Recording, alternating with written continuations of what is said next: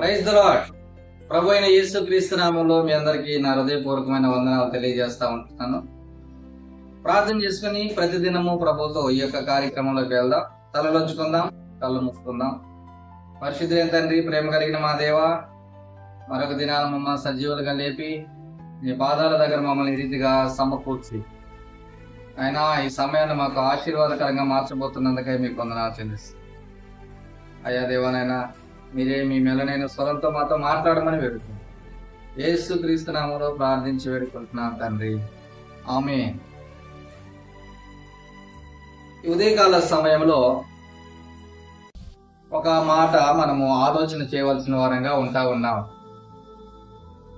ఇప్పటికే యేసుక్రీస్తు ప్రభు యొక్క సువార్తలను వినిన వారముగా మీరుండి ఇంకా కూడా యేసుక్రీస్తు ప్రభువుని ఎరగని వారిగా ఉన్నట్లయితే ఈ దినము కొంచెం జాగ్రత్తగా మనసు పెట్టి నువ్వు ఈ మాటలు ఆలకించవలసిందిగా ప్రభు పేరిట మనవి చేస్తా ఉన్నాను.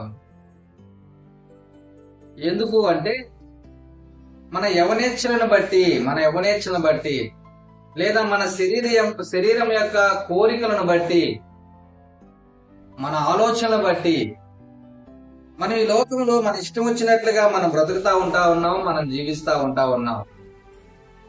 మనం అనుకుంటాం చాలా సార్లు ఎవరైనా యేసుక్రీస్తు ప్రభు గురించి చెప్పినప్పుడు అప్పుడే ఏముంది,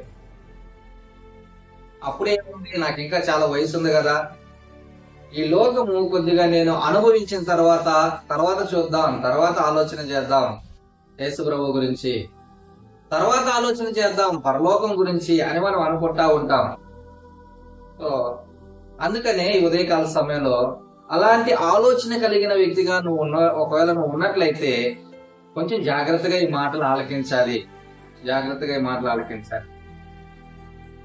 ఒక మంచి భక్తుడు, సువార్థికుడు, ప్రార్థనాపరుడు, చక్కటి ప్రసంగికుడైన డిఎల్ మూడీ గారు ఒక యవ్వన కాలంలో ఉంటున్న హీరోయిన్ ని కలిశాడంట.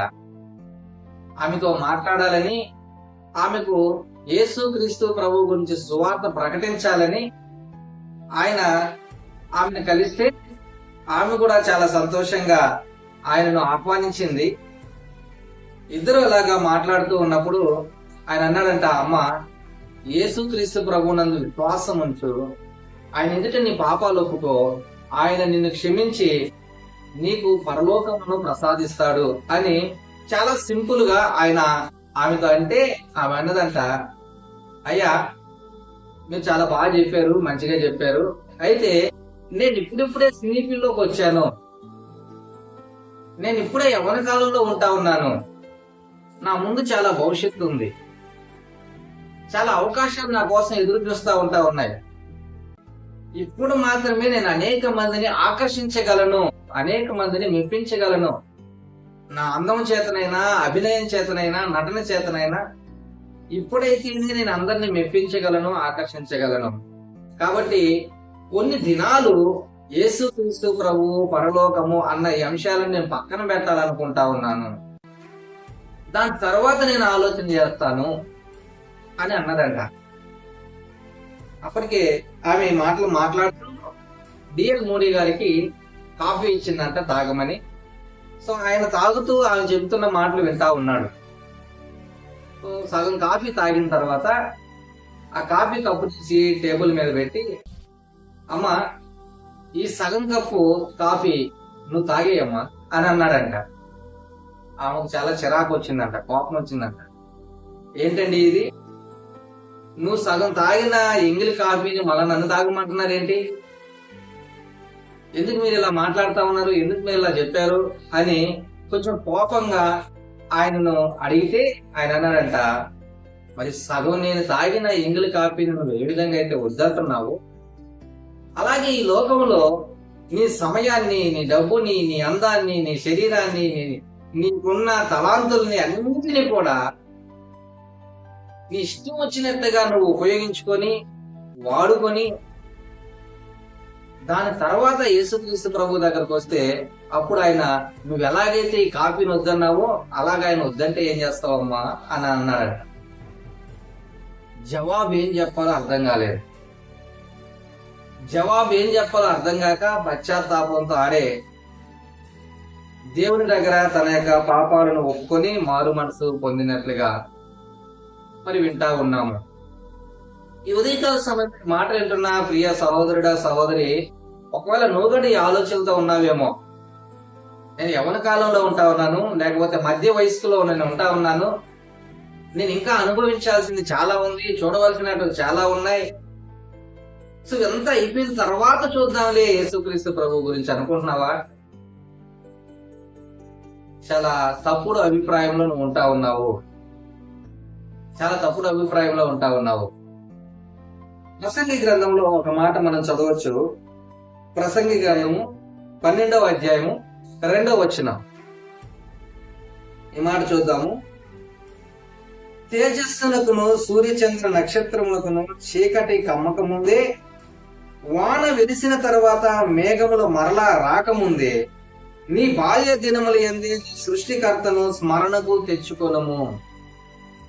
నీ బాల్య దినముల యందే సృష్టికర్తను స్మరణకు తెచ్చుకొనుము. ఇంకా నాకు చాలా ఏజ్ ఉందిలే, చాలా వయసు ఉందిలే నాకు అనుకుంటున్నావా? వాక్యం సెలవిస్తా ఉంది, నీ బాల్య దినమందే నీ సృష్టికర్త అయిన దేవుని నువ్వు స్మరణకు తెచ్చుకో. నీకు చాలా మంచిది, నువ్వు ఆశీర్వదింపబడతావు, నువ్వు దీవించబడతావు, భయంకరమైన నరకపు శిక్ష నుండి నువ్వు తప్పించబడతావు. కాబట్టి ఉదయకాల సమయంలో నువ్వేం ఆలోచన చేస్తా ఉన్నావో ఆ ఆలోచన రైటో రాంగో ఒకసారి నువ్వు గ్రహించవలసిన వాడవుగా ఉంటా ఉన్నావు. దేవుడు నిన్ను గురించి ఆయన ప్రేమిస్తూ, నిన్ను గురించి ఆయన ఆలోచన చేస్తూ, నిన్ను గురించి ఆయన పట్టించుకుంటూ, నీ మీద తన కృపను కుమ్మరిస్తూ నిన్ను రక్షణలోకి నడిపించాలని, నరకము నుండి తప్పించాలని ఆయన ఆశపడుతుంటున్నప్పుడు నీవు కూడా అదే ఆశతో ప్రభువా నన్ను రక్షించిన ఆయన అని నువ్వు రాగలిగితే ఆయన రక్షణ నీకు అనుగ్రహించే దేవుడిగా ఉంటా ఉన్నాడు. లేదు తర్వాత చూద్దాంలే అని అనుకుంటే ఒకానొక దినం రాబోతా ఉంది. ఆ దినము ఎప్పుడు ఏ విధంగా వస్తుందో మనకెవ్వరికి కూడా తెలియజేయబడలేదు. ఆయన రాకడ సమీపించిన, లేకపోతే మన పోకడ సమీపించిన మనం ఎవరికైనా చెప్పొస్తుందా? దేవుని రాకడ ఏమైనా చెప్పొస్తుందా? లేదు కదా. సో మనం మరణించక ముందే, దేవుని రాకడ రాకముందే, ఆ రెండు ఎప్పుడు వస్తాయో ఎలా వస్తాయో ఎవరికి తెలియదు. కాబట్టి జాగ్రత్త కలిగిన వారమై మన సృష్టికర్త అయిన దేవుణ్ణి స్మరణకు తెచ్చుకోవడం చాలా మంచిది. ఆయనను సేవించడం చాలా మంచిది. ఆయన దగ్గర నీ పాపాలు ఒప్పుకొని విధేయత చూపించడం చాలా మంచిది. ఉదయకాల సమయంలో ఈ మాటలు వింటున్నా ప్రియా సహోదరుడా సహోదరి, నువ్వు ఇప్పటి వరకు ఉంటున్న ఆలోచనను విడిచిపెట్టు. ఇప్పుడే దేవుని దగ్గరికి నువ్వు రా. దేవుని వేడుకో. దేవునితో ఉండడానికి, ఆయన ఇచ్చే రక్షణ పొందడానికి నువ్వు ఇష్టపడు.